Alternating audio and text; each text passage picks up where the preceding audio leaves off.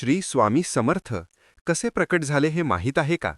असे म्हणतात, भक्तिभावाने प्रकट दिनाची कथा ऐकली, वाचली, जप केला तर स्वामींची कृपा निश्चित मिळते. चला बघूया यामागची रहस्यमय कथा. व्हिडिओ शेवटपर्यंत नक्की पहा.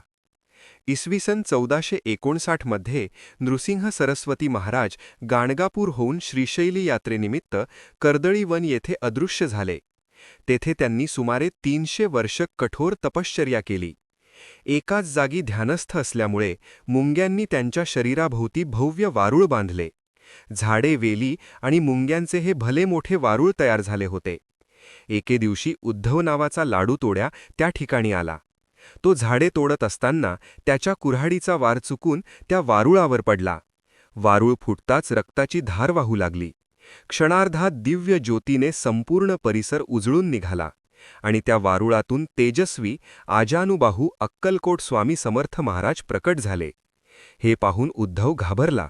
त्याला आपल्या हातून दैवी पुरुषाला जखम झाल्याचे दुःख झाले. तो स्वामींची क्षमा मागू लागला. तेव्हा स्वामींनी त्याला अभय दिले आणि म्हणाले, भिऊ नकोस, मी तुझ्या पाठीशी आहे. स्वामींनी उद्धवाचा उद्धार केला आणि लोककल्याणासाठी पुन्हा प्रकट होण्याचे ठरवले. इथून पुढे नीट ऐका. स्वामींनी स्वतः सांगितले, मी नृसिंहभान आहे. श्रीशैलजवळच्या कर्दळी वनातून आलो आहे. यावरून ते नृसिंह सरस्वती यांचेच अवतार असल्याचे स्पष्ट होते.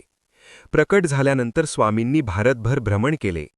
गंगागिरी, कलकत्ता, काशी, प्रयाग, त्र्यंबकेश्वर, पंढरपूर, मंगळवेढा, सोलापूर अनेक भक्तांचा उद्धार केला. इसवी सन 1856 मध्ये ते अक्कलकोटात आले. प्रथम खंडोबा मंदिरात मुक्काम केला. अक्कलकोटात त्यांनी 22 वर्ष वास्तव्य केले. तेथेच त्यांचा मुख्य कार्यकाळ गेला.